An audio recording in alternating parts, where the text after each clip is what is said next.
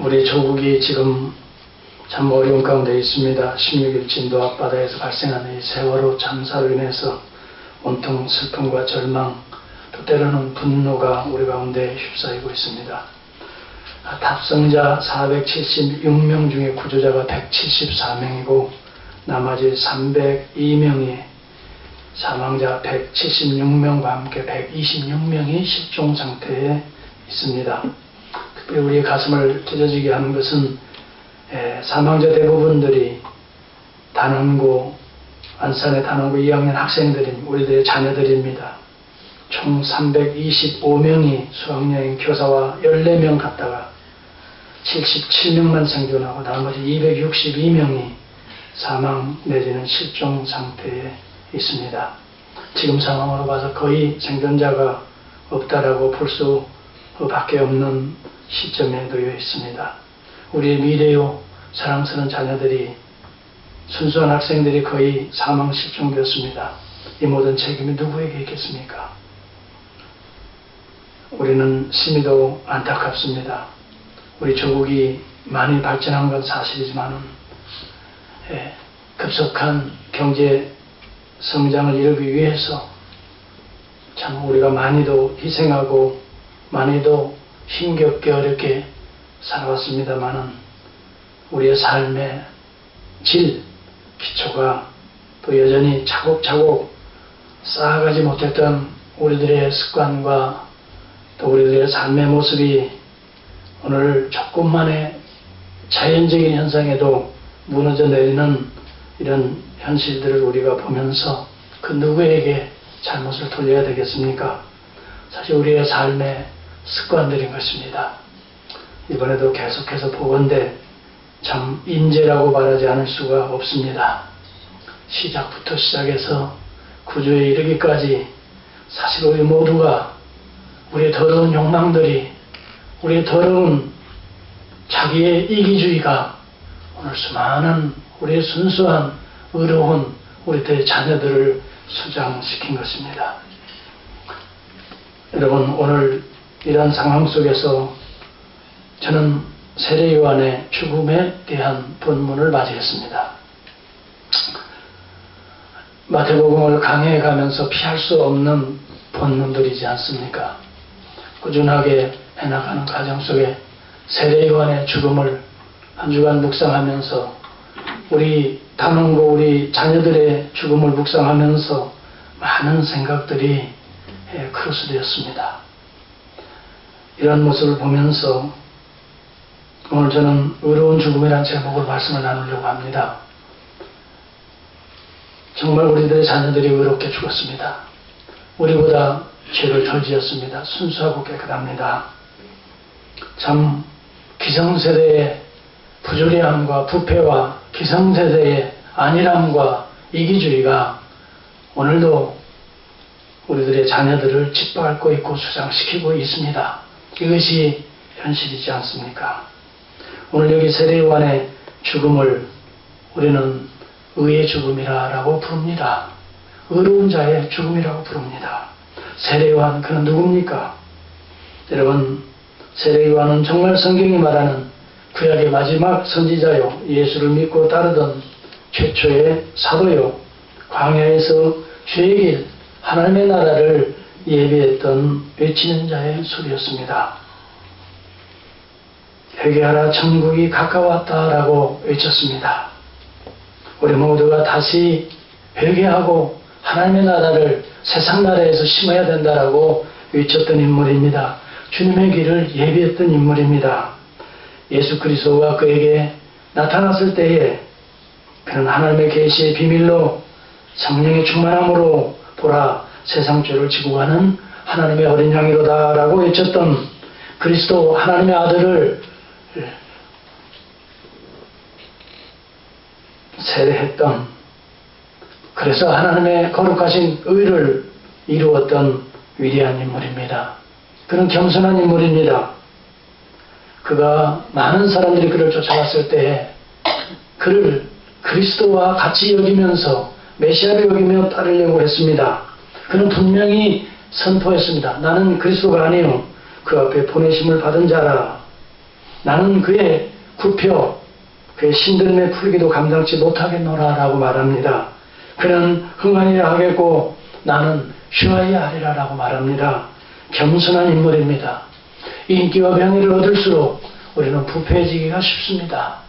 그러나 세례 요한 그는 참으로 깨끗한 인물이었습니다. 명예에 사심이 없는 인물이었습니다. 그는 성령이 충만하여서 듣기 싫어하는 회개를 외쳤던 진실하고 정직한 인물이었습니다. 예수님도 그를 칭찬했습니다. 마태복음 11장 11절에 보면 여자가 낳은 자 중에 세례 요한보다 큰 자가 없도다 라고 말합니다. 구약에 오리라 한 엘리야가 곧 이 사람이다 라고 증거했습니다. 그런데 오늘 이렇게 의로운 자가 오늘 헤롯 안디바에 의해서 비참하게 죽임을 당하고 있는 장면입니다. 오늘 이 사건들이 기록되고 있습니다. 여러분, 세례 요한이 그 의로운 자가 왜 이렇게 비참한 죽음을 당해야 합니까? 의로운 자는 더 살아야 되지 않습니까? 의로운 자는 더 성공해야 되지 않습니까? 의로운 자는 더 잘 되어야 하지 않겠습니까? 성경은 의로운 자가 고통을 당하고 죽을 수밖에 없다는 것을 말해주고 있는 것입니다. 여러분, 누가 이 의로운 자를 핍박합니까? 오늘 이 세상은 과연 본질적으로 어떤 존재입니까? 어떠한 존재이기에 오늘 의로운 자들이 바로 살지 못합니까? 세상이 무엇인가를 우리에게 보여주고 있는 것입니다. 오늘 세상을 오늘 여기 본문에 보면 헤롯으로 비유해주고 있습니다. 헤롯의 권력이, 헤롯의 쾌락이, 헤롯의 이기적 욕망이 오늘 의로운 자들을 죽이고 있다고 하는 것을 오늘 여기 본문에 보여주고 있습니다. 여러분, 여기 헤롯은 누굽니까? 성경에 보면 예수님께서 태어나실 때 헤롯 왕이 등장합니다. 동방의 박사들이 헤롯에게 가서 유대인을 왕으로 나신 이가 어디 있느냐고 물어볼 때 헤롯 왕이 두려워했습니다. 자기가 왕인데 또 다른 왕이 있을까? 누가 그러면 모의를 하고 있단 말인가? 그래서 그가 나오면 나도 경배할 테니 나에게 말해달라 말합니다. 동방의 박사들이 별을 따라서 베들레헴까지 인도하고 별이 거기에 멈췄을 때 하나님의 아들 메시아의 탄생을 경배했습니다. 그리고 하나님의 성령의 계시에 따라 다른 길로 갑니다. 헤롯 왕이 동방의 박사들에 의해서 이제 속은 줄 알고 그가 베들레헴에 2살 이하의 아이들을 다 죽입니다. 나를 대신할 왕이 태어나는 그 자체를 씨를 말리겠다는 생각인 것입니다. 왜요? 어떻게 베들레헴인 줄 알았을까요? 유대인의 학자들을 모았습니다. 유대인의 왕 메시아가 어디서 태어난다고 성경에 예언했느냐? 베들레헴 에브르다야. 너는 작으나 작지 아니하다. 베들레헴에서 난다고 예언되었습니다. 그래서 베들레헴에 지금부터 난 2살 이하의 아이들을 다 죽이는 헤롯의 권력이, 자기의 욕망이 오늘도 의로운 자들을 죽이고 있는 것입니다. 오늘 이 헤롯의 권력을 오늘 이 세상의 본질이라는 것을 오늘 우리가 볼 수 있어야 합니다. 오늘 세월의 전사가 이 모든 헤롯의 권력을 상징적으로 보여주고 있다고 저는 생각합니다. 인간의 욕망이, 이기주의가 자기의 명예를 지키기 위해서 다른 사람들을 희생의 제물로 삼고 있는 것입니다. 여러분, 이 헤롯이 있습니다. 이 헤롯을 우리는 성경적으로 헤롯 대왕이라고 합니다. 헤롯이란 말이 왕이요 영웅이란 뜻입니다. 그러니까 이것은 이름이 아닙니다. 헤롯은 소위 말하면 그의 호칭인 것입니다. 그의 직분에 대한 호칭인 것입니다. 왕이란 뜻입니다. 예. 바로라고 하는 말도 마찬가지예요. 왕이란 뜻입니다. 바로 왕이란 뜻이에요. 바로가 많이 있습니다. 헤롯이 많이 성경에 나타납니다. 그 헤롯 대왕의 아들이 한 10여 명이 되는데 그 가운데 3명이 성경에 유익 있게 나오고 있습니다. 하나는 헤롯 안디바입니다. 헤롯 아킬라오입니다. 헤롯 빌립입니다. 이 세 분봉 왕들을 두어서 그 다음에 헤롯이 전체를 다스렸던 것입니다. 오늘 이 세례 요한을 핍박하고 죽였던 인물은 갈릴리 지방을 다스리는 자기의 아들 헤롯 안디바를 말하는 것입니다. 그리고 그 밑에 유대와 사마리아와 예루살렘을 중심으로 다스렸던 그 왕은 헤롯 아킬라오입니다. 그리고 그 갈릴리 위쪽 북쪽 지역을 다스렸던 그 왕은 헤롯 필립입니다.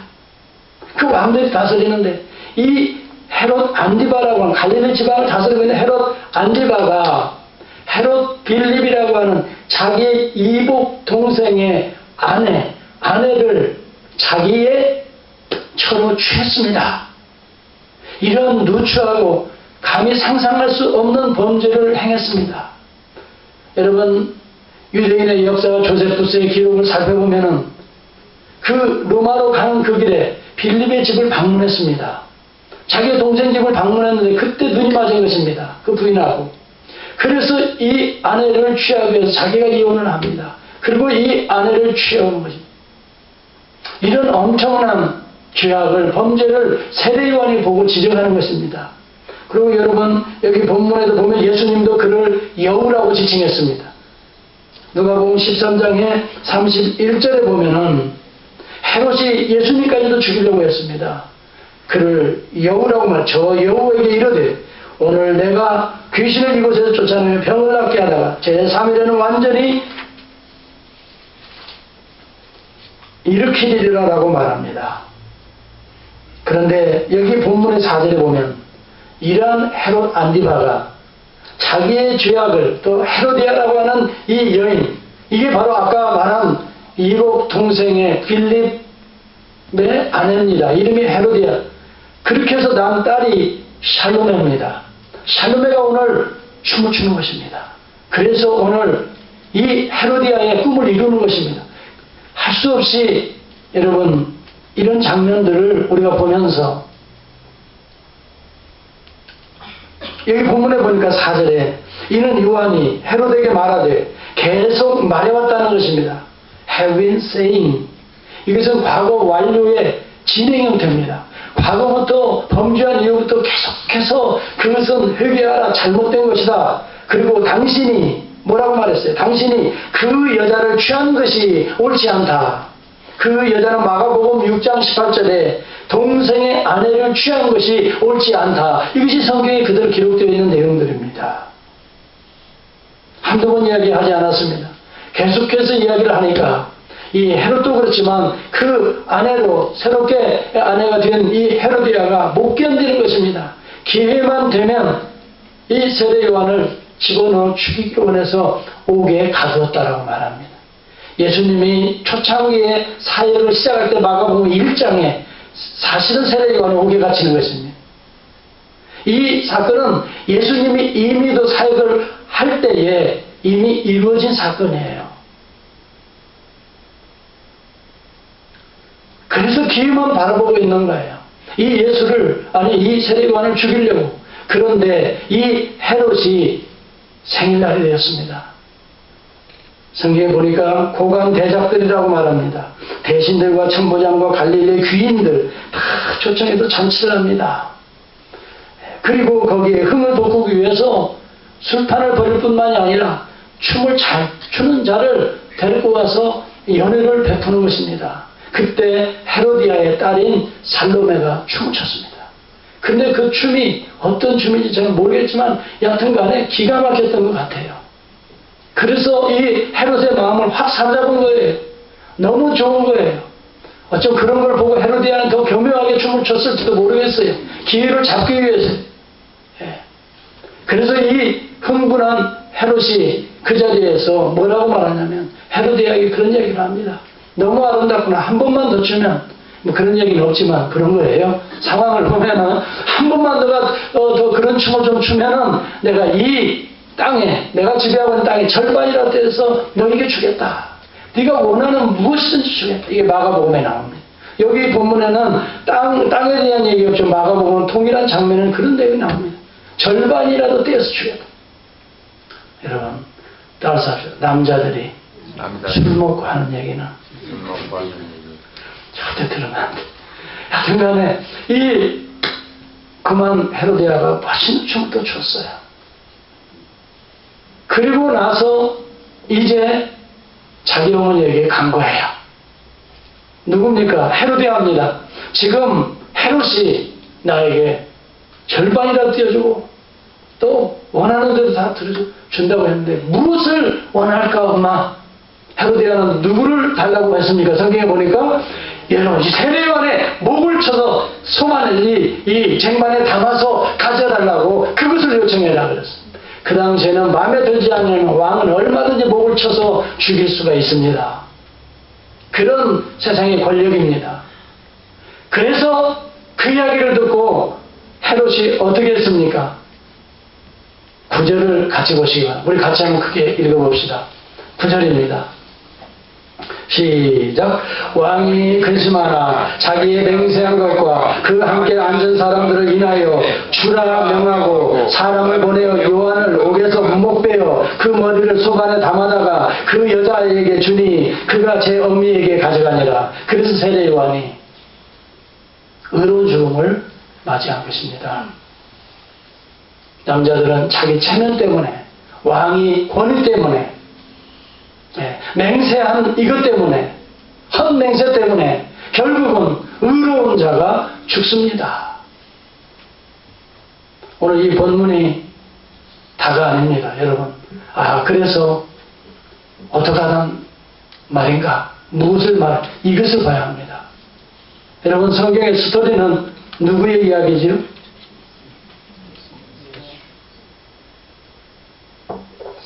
요한의 이야기입니까? 예수님의 이야기입니다. 이 본문을 보면서 우리에게 첫 번째 깨달아져야 되는 것을 잘 판단해야 됩니다. 저는 오늘 이 시간 그것을 얘기해 주고 싶습니다. 지금은 서론입니다. 이 스토리는 사실 하나의 서론입니다. 이 스토리가 주인공이 아닙니다. 무슨 스토리입니까? 무슨 이야기입니까 이게? 무슨 이야기길래 도대체 오늘 세례요한의 스토리가 이렇게 많이 마가복음은요 거의 16절을 차지합니다. 마가복음의 특징은 마가는 간결한 문장입니다. 마가가 로마인들을 향해서 복음을 증거하기 때문에 마가복음 기록한 건 16장밖에 없습니다. 다른 복음서에 비하면 상당히 간결한 그리고 사건을 간단 명령 요약을 탁탁 하는 것입니다. 그래야 로마인들이 다 언더스탠드 하기 때문입니다. 그런데 세례 요한의 스토리가 장장 16절을 차지 처음 있는 인물입니다. 왜 이렇게 어찌 보면은 지루할 정도의 스토리가 세세하게 기록됩니까? 왜 이 이야기가 이렇게 많이 마가복음에 또 마태복음에 비중 있게 다뤄지고 있습니까? 이것은 의로운 자를 죽인 헤롯이 누구인가를 보라는 것입니다. 세례 요한을 이야기하는 게 아닙니다. 헤롯이 누구인가를 보라는 것입니다. 여러분 헤롯은 누구입니까? 헤롯은 어느 족속 사람입니까? 성경에 보면 이두메인이라고 합니다. 여러분 이두메인이 누굽니까? 누구를 이두메인이라고 합니까? 이두메라는 말은 에도마이를 헬라어로 말하는 대로 쓴 단어입니다. 이걸 한국말로 이두메라고 쓴 겁니다. 원래 에돔이라는 말이 에돔 사람이라는 말입니다. 이게 헤롯입니다. 에돔 사람이 누굽니까? 에서의 족속입니까? 에서가 누굽니까? 야곱의 형 아닙니까? 여러분 인류의 역사는 야곱과 에서의 지금까지의 싸움이 이어져 오고 있는 것입니다. 에서의 족속들은 세일산에 거하면서 사냥하면서 살아갑니다. 그래서 에돔 족속이 됩니다. 사냥이 무엇입니까? 단순히 먹고 사는 것이 아닙니다. 살상입니다. 이것이 하나의 상징적인 그림으로 거기에 묘사되고 있습니다. 에돔 족속들은 그래서 계속해서 살상하는 그러한 족속들입니다. 에돔 족속 세일산을 중심으로서 에서가 누구하고 결혼합니까? 가나안 여인을 취하여 결혼합니다. 여러분 가나안 여인 헷 족속 중에서 취한 아다와 휘 족속에 취한 오홀리바마가 있습니다. 그리고 또 아내가 누굽니까? 이스마엘의 딸 바스맛을 아내로 또 삼습니다. 이스마엘이 누굽니까? 이삭과 첩으로 미리 낳은 아들이 이스마엘. 계속 이스마엘과 이삭의 두 줄기. 성경의 역사는 바로 셈족과 함족인 것입니다. 계속해서 그 줄기인 것입니다. 그런데 여러분, 에돔 족속이 그래서 가나안을 미리 차지하고 가나안으로 출애굽해 올 때에 출애굽해서 제일 먼저 이 연약한 이스라엘을 공격해서 멸하려 했던 족속이 누굽니까? 아말렉입니다. 아말렉이 누굽니까? 예?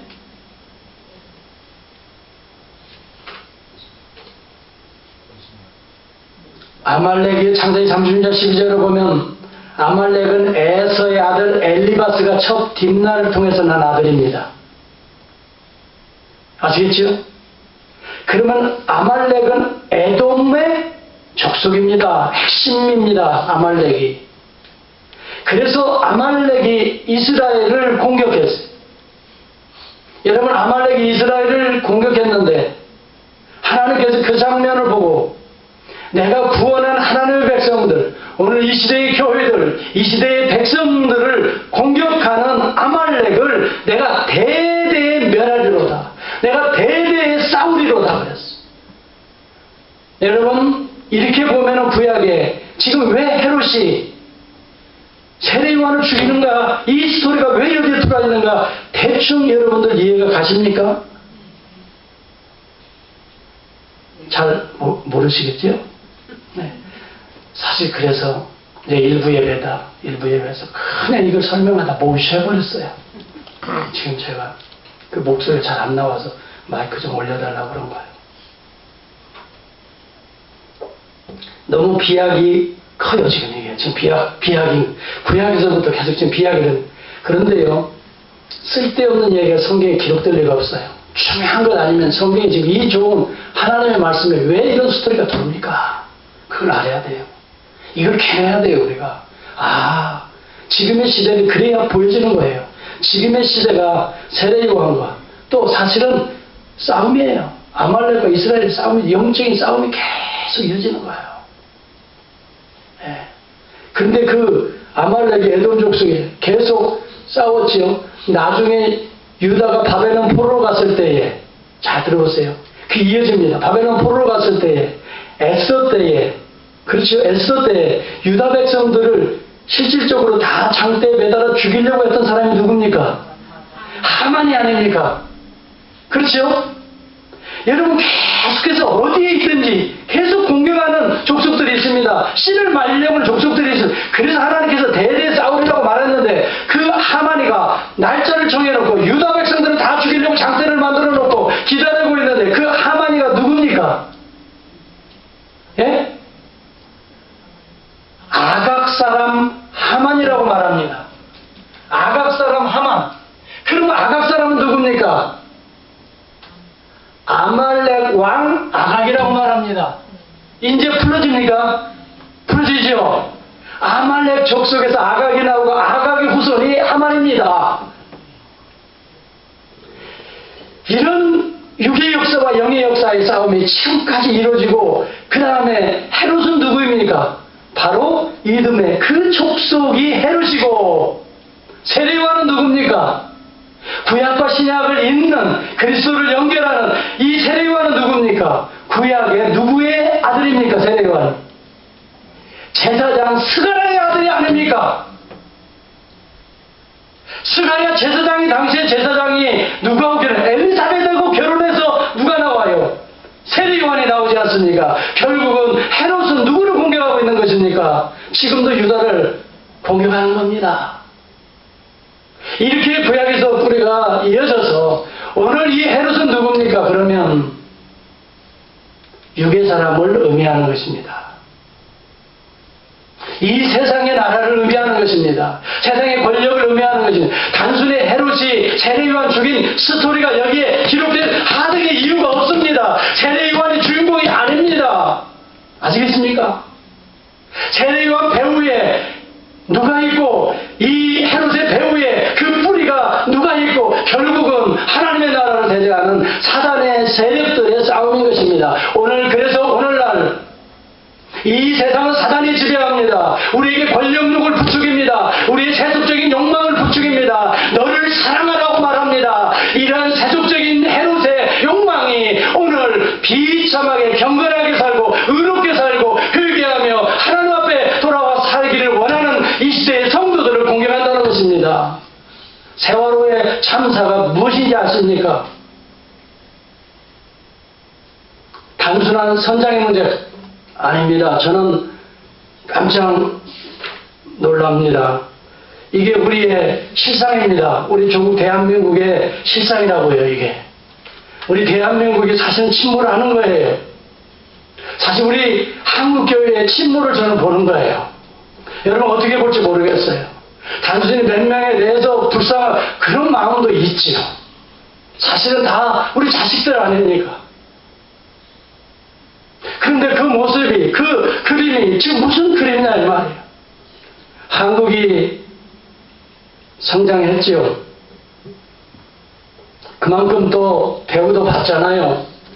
G12로 속해서 어디에 가도 여러분 한국이 그래도 현대 삼성을 통해서 이미지 많이 쇄신했지요. 많은 사람들이 한국에 대해서 LG 뭐 다 세계적 국가 기업으로 성장했어요. 문화를 점령하고 있지 않습니까? 누구예요? 그 춤추는 싸이가 그 세계적으로 빌보드 차트 1위에 얼마나 오래 있었어요? 세계적인 거 아닙니까? 강남스타일? 예. 말춤 추는 것으로 정복했지 않습니까? 중국과 또 다 그 아시아에 심지어 비엔남에 가도 태국에 가도 대장금 안 보는 사람들이 없어요. 제가 가서 뭐 해도 대장금 얘기를 해요. 대장금으로 정복하지 않았습니까? 김연아, 여러분 스포츠계를 사실 정복하지 않습니까? 지금 LA에 누구예요? 다저스에 유현진, 지금 한국 사람들 얼마나 대단합니까? 급성장했습니다. 그만큼 우리가 그러나 급성장 배후에 부실적인 우리들의 부패의 고리들이 여전히 한국에 우리 신앙에 우리 한국교회도 많이 성장했지 않습니까? 급성장 배후에 깔려있는 기초의 부실들이 이제 부실공사들이 신앙을 차곡차곡 연단받아서 세워놓지 못한 갑자기 부흥한 이 조국교회가 부실적인 우리들의 중간 이 형태들이 지금 무너져 내리고 있는 그 모습을 보고 있지 않습니까? 우리는 성공만을 위해서 우리는 신속하게 어떤 결과만을 위해서 달려왔는데 과정이 정당하지 못했기 때문에 지금 그것 때문에 우리는 우리의 심령은 인격적인 우리의 이 장래는 무너지고 있지 않습니까? 이것이 뭘 의미합니까? 저는 이번에 봅니다. 참 깜짝 놀란 것이 한국에는 설령이라는 것은 배 수명 기간을 일본에는 20년 둔대요.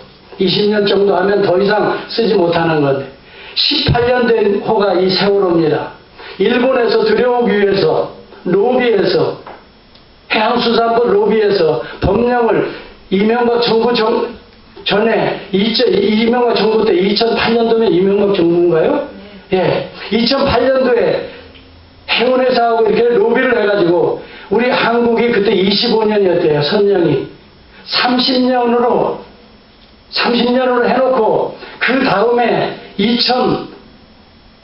2012년도에 18년 된 왜냐하면 일본에 있으면 2년밖에 못 쓰고 이제 폐기 처분해야 될 그 배를 사온 거예요. 앞으로 몇 년을 더 우리 한국에서 쓸 수 있기 때문에 12년을 더 쓸 수 있기 때문에 사온 거예요. 그것도 126억을 들고 그것을 또 선박 객실들을 개조해서 더 많은 사람들을 실어서 돈을 좀 빨리 뽑아내야 되잖아요. 그래서 객실을 그렇게 다 어떻게 했어요? 개조하고도 심지어는 비상 통로도 제대로 안 하고 다 어떻게 했냐면 로비로 인해서 검사에 다 통과를 시킨 거예요. 그 배가 그런 배예요. 그래서 그 당시에도 이 법령을 바꿀 때에 선박에 대해서 아는 전문가들이 이런 얘기를 했다고 그래요. 왜냐하면 로비업계에서는 지금 20년, 25년 이 선령을 가지고서 앞으로 30년을 해줘야 매년 200억의 적자를 메꿀 수 있다고.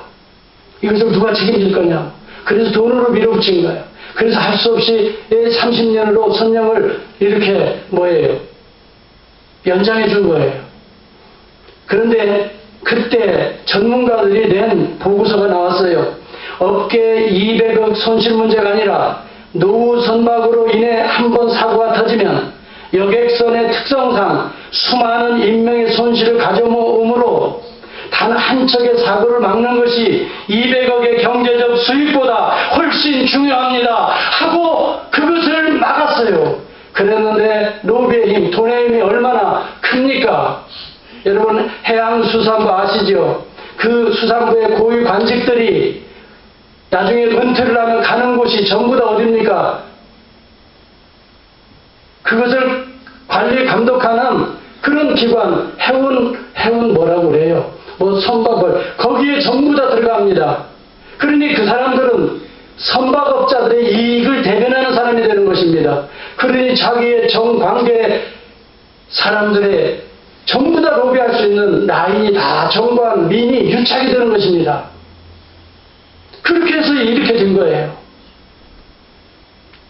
세상에 여러분, 이것이 뭡니까? 저는 욕심이라고 봐요. 지금도요, 우리 한국의 선박의 63%가 20년 이상 된 배가 지금 움직이고 있어요. 63%가. 세월호 이 사건은, 제2의 사건은 막아야 되는 거예요. 앞으로는 막아야 되는 거예요. 이제는 정신이 나서 정비를 하고 점검하고 전부 다. 이번에도 화물을 적재하는데 기준 양의 3배를 적재했다고 그러잖아요. 3배. 그리고 그것을 전부 다 바퀴마다 자동차 같으면 4발을 체인으로 채워야 되는데 어떻게 했다고 그랬어요?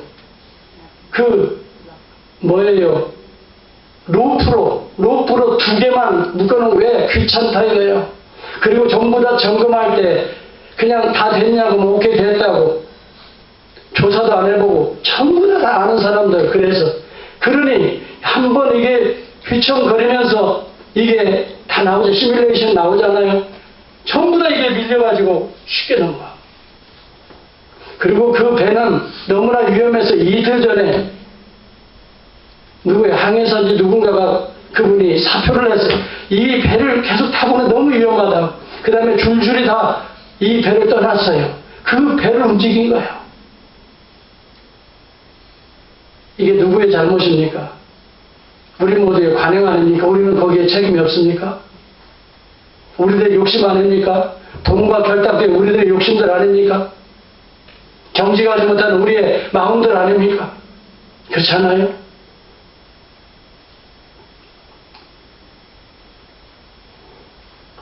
여러분 출항할 때에 그 기준이 가시적인 시선으로, 다시 말하면 눈으로 봐서 1000m가 되어야, 미니멈 1000m가 되어야 출항 명령이 떨어진대요. 근데 인천 당시에 해무가 잔뜩 끼어서 500m도 되지 않았다는 거예요.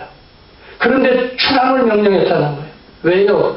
이것을 오늘 출항을 못하면 수억이 날아간다 이거예요. 이걸 또 다시 짐들을 부려야 되고 또 모든 것들 다 배상 물어줘야 되고, 그래서 그것 때문에 그냥 출항명령을 내린 거예요. 순수한 아이들의 300여 명의 담보를 잡고 476명의 생명을 담보 잡고 그냥 출항명령을 내린 거예요. 저는 그리 생각이 들어요. 오늘 우리의 편리함이, 우리의 정말 안일함이, 우리의 돈에 대한 얄팍한 욕심들이 오늘 의로운 세례요한을 지금도 바다에 수장하고 있지 않느냐 하는 그런 자책감이 든다 이 말이에요. 여러분 어떻게 생각하세요? 괜찮습니까? 출항해도 되겠습니까? 여러분 인생 그대로 가도 되겠습니까? 안개 이 정도는 금방 풀어질 것 같습니까? 암초 있는 그런 데는 괜찮습니까? 여러분 우리 신앙생활 노후 상태를 점검 안 해도 괜찮겠습니까? 괜찮지요? 이 정도면 얼마든지 구원 받았다고 하니까 장로교가 그래서 좋아요.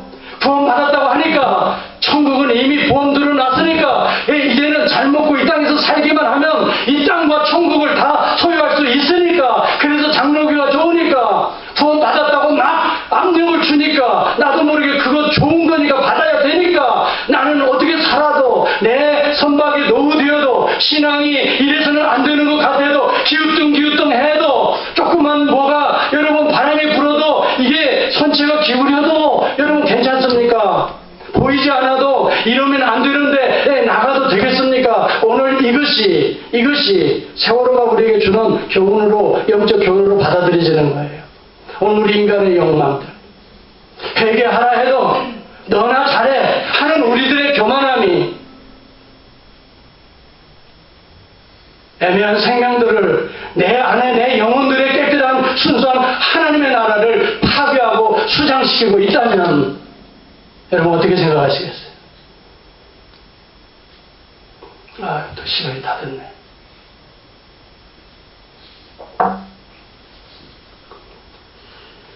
여러분 선장의 태도를 봤습니다. 계속 기울어지니까 제가 그 장면도 좀 봤는데 겨우 조타실에 들어가더라고요. 그만큼 배가 기울어졌어요. 이렇게 기어서 이렇게 기울어지니까. 그러면 빨리 어떻게 해요? 빨리 탈출시켜야죠. 가만히 있으라 하고 자기만 어떻게 했어요? 자기하고 선원들만 제일 첫 번에 구조됐지 않습니까? 그도 자기가 선장 아닌 것처럼 뭐 뒤집어 쓰고 나중에서 선장으로 밝혀지지 않았습니다. 여러분, 이것이 뭡니까? 자기 이기주의 아니면 나만 살면 된다는 거 아니에요? 다른 사람들은 수장되든 말든 괜찮다는 거 아니겠어요? 나만 살면. 그리고 뭐예요? 아이고 왜 이렇게, 아이고 정말, 아이고 이렇게 무례져졌어. 아이고 하마터면 이거 다 못 쓸 뻔했잖아. 응? 아이고 왜 이렇게 무례져졌을까 그래. 아이고 그냥 내가 그래서 조금만 더 하다 안 하려고 했지. 그러고 지폐 말리고 5만원권 지폐 말리고 앉아있어. 지금 그 속에는 생사를 알 수 없는 무수한 생명들이 죽어가고 있는데 동기싸움만 하고 있어요. 여러분 영혼이 죽어가고 있는데, 여러분 수장되고 있는데, 여러분 오늘 매상만 체크하고 돼요? 괜찮아요? 이 정도만 되면 괜찮아요? 이 정도만 되면 사업 성공하니까 이 하나님의 축복이라고 생각하는 거예요? 괜찮겠어요 여러분 영혼이?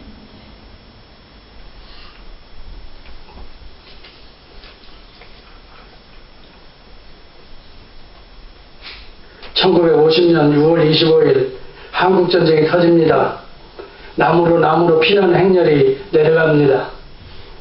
그 어머니가 8박 9일로 해서 부산으로 내려가는 열차를 탔습니다. 그 아들 3살짜리 아이를 태웠습니다. 그 사람이 유명한 소설가 김은희입니다. 그분의 이야기를 글로 쓴 내용을 읽어봅니다. 그래서 그 열차를 지붕을 타고 가는데 지붕에서 추워서 손이 얼어서 떨어져 죽는 애들이 많아요. 그런데 당시의 고관 대작들은 이 객실에다가 피아노를 싣고 응접 세트를 싣고 심지어 개밥그릇까지 싣고 올라탔다는 거예요. 어린 생명들은 열차에서 떨어져 죽고 추워져 죽고 배고파서 죽는데 개밥그릇까지 싣고 타고 여러분 그렇게 간다는 거예요. 64년이 지난 오늘 조국 한국교회가, 우리 조국이 뭐가 달라졌냐 이겁니다. 돈 있는 사람이 있는 대로 여러분 황제노예 가잖아요. 하루 자기가 노역하고 5억을 달라고 했어요. 5억 판결을 내렸어요. 이게 무슨 말인지 모르죠 여러분. 알 필요도 없어요. 너무 비참한 얘기 아닙니까? 돈 한 푼 월세를 못 내서 새 모녀가 월세 이번 달 것 여기 있습니다 만들어 놓고, 그 다음에 공과금 몇만 원 더 집어넣어 놓고 더 이상 살 수가 없습니다 하고 새 모녀가 죽었다고요. 어디든 그렇게 죽어가고 있다고요. 그런데 오늘 조국교회는, 오늘 우리 조국은 뭐예요? 개밥그릇 챙기고 있어요. 자기 노후대책 챙기고 있어요. 자기 병에 챙기고 있어요. 이것이 오늘 이 시대에 우리 이치 육체의 욕망에 따라 살아가는 저와 여러분의 모습은 아닌지 대비해 봐야 된다 이 말이지요. 지금 세월호는 진도 앞바다에 있는 게 아니에요. 세월호는 지금 우리 마음속에 있는 거라고요. 인간의 욕망의 선장이 오늘 구속되는 문제가 아니라고요. 오늘 그 선장이 바로 나일 수도 있다 이 말이죠. 나만 살면 돼요. 예. 어느 논설에 보니까 그렇게 말합니다. 우리나라에서는 공부만 잘하면 된다는 거예요. 좋은 직장만 들어가면 된다는 거예요. 돈만 있으면 된다 이거예요.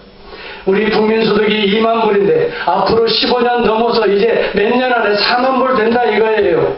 오늘 돈 때문에, 이런 욕망 때문에, 세속적 성공 때문에 수많은 오늘의 우리의 젊은이들을, 오늘도 신실한 세례요한들을 죽이고 있다면 이 범인은 누구입니까? 톨스토이는 그런 이야기합니다. 죄를 범하는 것은 인간이 하는 일이지만 자기의 죄를 적당히 합리화하는 것은 악한 사단의 일이다라고 했습니다. 여러분, 우리가 범죄할 수 있습니다. 그러나 우리는 회개해야 합니다. 세례 요한의 이 회개의 음성을 놓쳐서는 안 됩니다. 그것을 죽여서는 안 됩니다. 회개해야 합니다. 회개하면 그리스도의 보혈의 은혜로 우리는 살 길이 열려지는 것입니다. 오늘 이것이 사실은 세례 요한의 이 스토리의 마지막 결론과 같은 이야기입니다. 세례 요한의 스토리를 얘기하려는 게 아니에요. 여러분, 세례 요한은 의로운 자로 죽습니다. 누구의 죽음을 예표하고 죽는가 하면 그리스도 진정한 의로운 자가 죽을 것을 암시하고 있는 스토리입니다. 이게 세례 요한이 왜 예수 그리스도의 핍박 모티프에 한복판에 이 스토리가 장장하게 들어갑니까? 진정한 의인은 세례 요한이 아니라는 것입니다. 그런 세례 요한은 오늘날도 많이 있습니다. 진정한 의인은 그리스도입니다. 세례 요한은 그렇게 해서 죽었지만 그가 우리를 살려낼 수가 없습니다. 죄로부터 건져낼 수가 없습니다. 우리에게 동정심을 얻을 수 있습니다. 우리에게 눈물은 줄 수 있습니다. 용기와 용맹은 줄 수 있습니다. 그러나 우리를 죄 가운데서 살려낼 수 있는 세례 요한은 없습니다. 세상 사람들은 이 시대에 세례 요한을 두려워합니다. 예수 그리스도보다 세례 요한을 두려워합니다. 그래서 14장 1절에 보세요. 그때 분봉한 헤롯이 예수의 소문을 듣고 그 신하에게 이르되 이는 내가 죽인 세례 요한이 살아 돌아온 거 아니냐? 세례 요한을 겁냈습니다. 지금 이미 세례 요한은 죽었습니다. 그런데 예수의 소문을 듣습니다. 세례 요한보다 더 큰 기적을 행합니다. 눈먼 자를 살립니다. 그런데 많은 사람들이 그가 세례 요한이라고 말합니다. 세례 요한이 살아왔다고 말합니다. 엘리야라고 말합니다. 그러면 너희는 나를 누구라고 말하느냐 질문합니다. 주는 그리스도의 살아계신 하나님의 아들입니다 라고 베드로가 나중에 마태복음 16장에서 고백합니다. 그런데 그 이야기를 예수님도 들었기 때문에 묻는 것입니다. 세상 사람들이 나를 누구라고 하느냐? 헤롯이 세례 요한이 살아 돌아왔다 하니까 겁이 나는 겁니다. 여러분, 왜? 자기가 못 배워 죽인 세례 요한이 예수의 모습, 예수라는 청년으로 환생해서 살아왔다면 자기는 이제 끝장난 것입니다. 그걸 두려워합니다. 여러분, 세례 요한을 두려워합니다. 오늘 이 시대는 다시 말하면 의를 두려워합니다. 사실은 불의가 의를 두려워하게 됩니다. 그러나 예수 그리스도는 세례 요한을 넘어선 분입니다. 두려워할 대상이 아닙니다. 그는 그 죄를 담당하기 위해서 십자가에 죽으시고 다시 사십니다. 그분이 우리를 죄 가운데, 두려움 가운데, 모든 해로까지라도 다 예수 그리스도 안에서 구원하실 구원자가 되시는 것입니다. 우리는 세례 요한이 의로운 자가 아닙니다. 사실은 세례 요한을 통해서 진정 의로운 자의 죽음, 의로운 죽음, 우리의 죄를 그는 대속하지 못했습니다. 세례 요한은. 그러나 우리의 죄를 대속하신 그리스도를 얘기해 주려고 그림자와 같이 오늘 이 스토리를 이야기했던 것입니다. 세례 요한이 주인공이 아닙니다. 이것은 하나님 나라를 대적하는 이 세상의 헤롯의 세력, 에돔의 세력을, 이 아말렉의 세력을 얘기해 준과 동시에 이 모든 죄악들을 감당할 그리스도가 오셔서 이런 의로운 죽음은 넘어서서 대속의 피를 우리를 위해 흘려주셔서 그만이 헤롯도 그 앞에 나가서 오늘 세례 요한도 그 앞에 나가서 오늘 구원받아야 될 유일한 우리 구원자는 그분이라는 것을 말해주고 싶어서 마태는 이 그리스도의 죽음 앞에서 세례 요한의 의로운 죽음을 비슷한 예표적인 모습으로 기록했던 것입니다. 사랑하는 성도 여러분, 헤롯과 같이 세례 요한도 두려워하지 말길 바랍니다. 뭘 죄 정도를 두려워합니까? 책망한다고 두려워할 것도 없습니다. 진정으로 우리가 두려워할 분은 누굽니까? 예수 그리스도의 심판입니다. 여러분, 두려움에서 끝나는 것이 아닙니다. 그리스도는 우리에게 두려움에서 해방시키는 분입니다. 그리스도는 우리의 죄를 씻어주시는 분입니다. 오직 주 예수 그리스도만이 우리의 참다운 생명입니다. 참다운 구주입니다. 하나님의 아들 되십니다. 그분은 우리를 두려워하게 하지 않습니다. 두려움에 갇혀있는 죄의 욕망에 사는 저와 여러분들을 오늘도 받으시고 용서하시고 새로운 의의 모습으로 만들어주시는 분이 그리스도이십니다. 오늘 그 앞에 나아가 구원함에 동참하고 구원함에 감사하고 구원함을 증거할 수 있는 복 있는 복음적인 교회 성도들이 되시기를 예수님의 이름으로 축복합니다. 기도하겠습니다.